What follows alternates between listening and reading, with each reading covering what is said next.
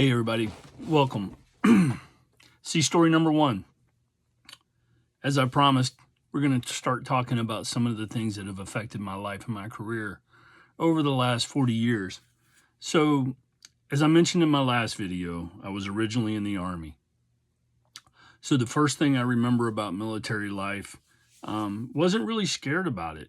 I was kind of excited, wanted to leave a little small town in Georgia. Knew I wasn't going to go to college because I didn't have the grades and I didn't have the ethic at the time to sit and do schoolwork.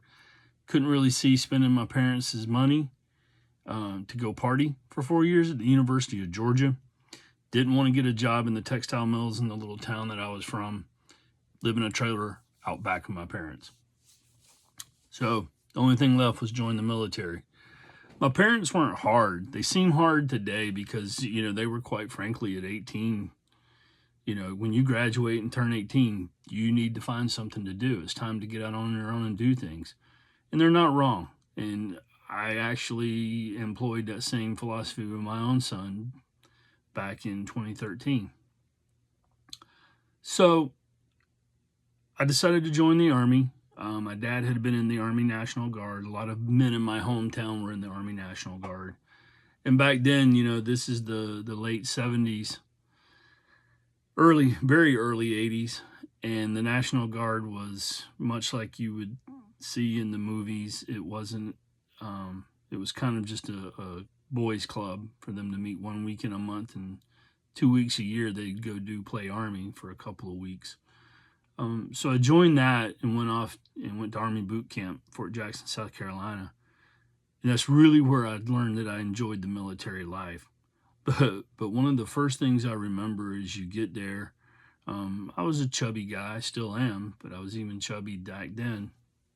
I remember getting the uniforms, getting shipped off, putting on the old cattle cars. They were trailers that had benches in it. One of the very first things I remember is we get to Tank Hill at Fort Jackson, South Carolina, these old World War II barracks. 2-story white barracks lined up along a street going up a hill. Those were your companies. Each barrack was a platoon. Each floor was a squad, and you went from there. So I remember we get there, we get off the cattle cars, they're screaming, they're yelling. You're moving your stuff. You got this big, I call it a sea bag now. I called it a duffel bag back then. You're carrying everything that you now own. And I remember my two first drill sergeants were a very, very tall sergeant first class, E7. Big, tall dude, man. He was massive. And this little bitty female drill sergeant.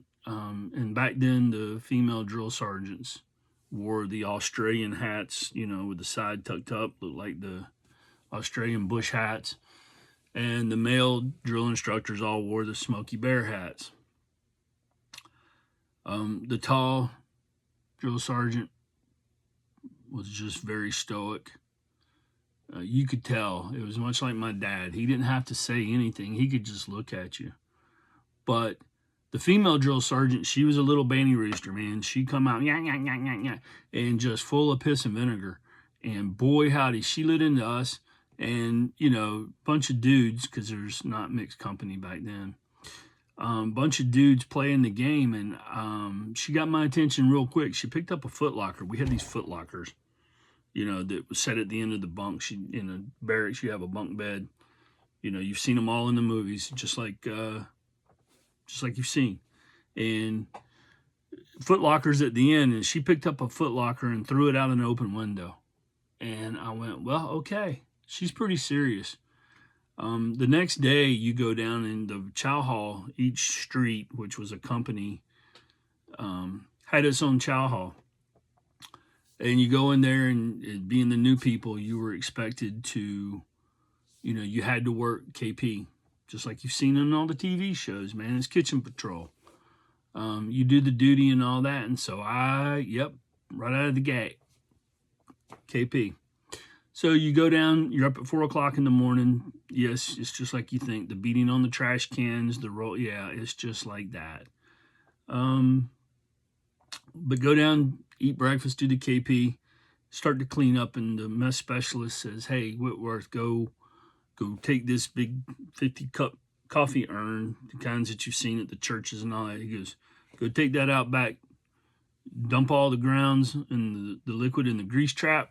Back then, we didn't have the environmental stuff that you have now. It was a big hole in the ground that you lifted up a cover, and that's where they dumped grease and liquids and everything else. And then the septic truck would come by and suck it out every so often. So I had never dealt with a drip coffee maker, the percolator type. I didn't drink coffee till I went into the military.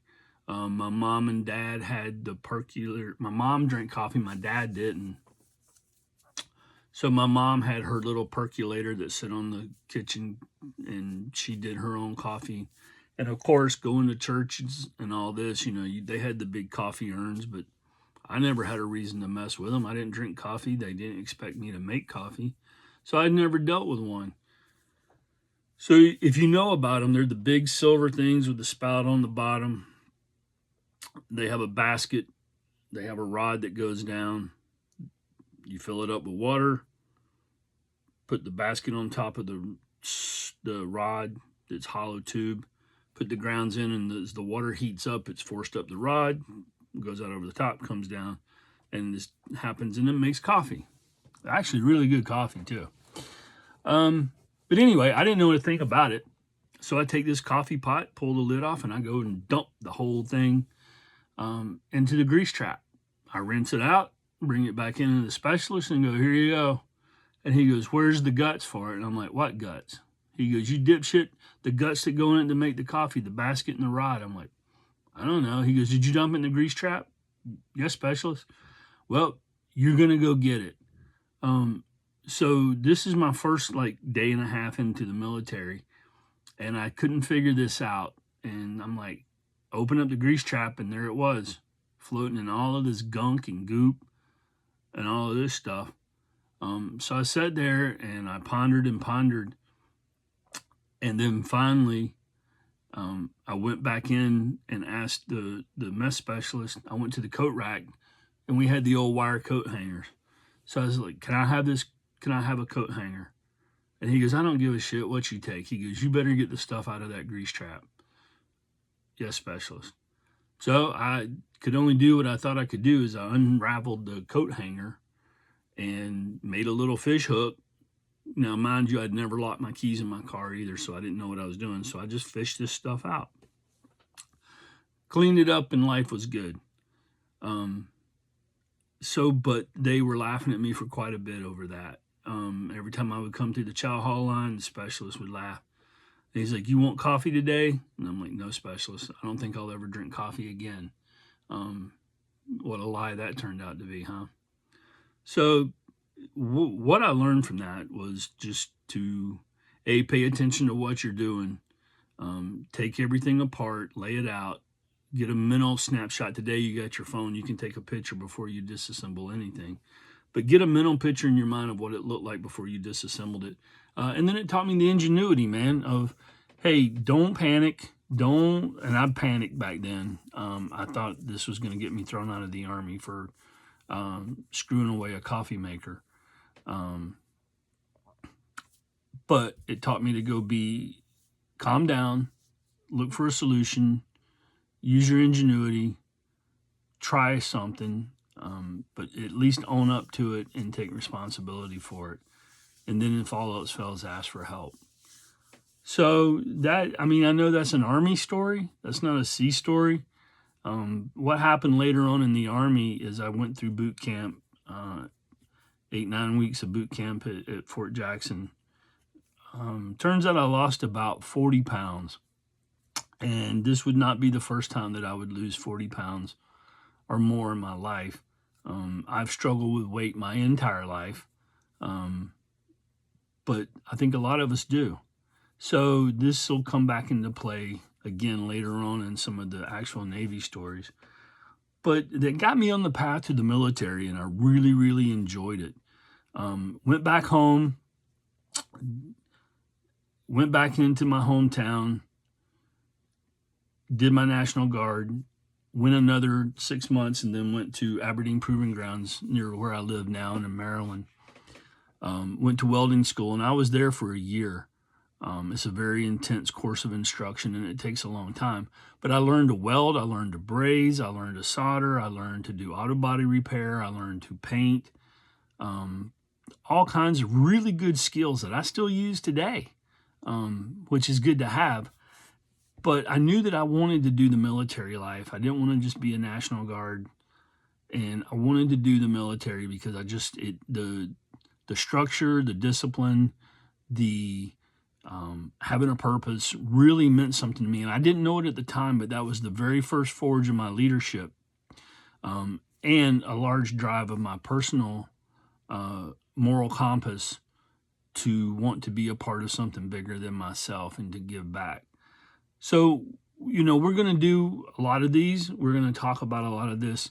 A couple of stories still left from the Army, particularly spending a year in the Aberdeen Proving Grounds up in Maryland on the bay, at the headwaters of the Chesapeake Bay.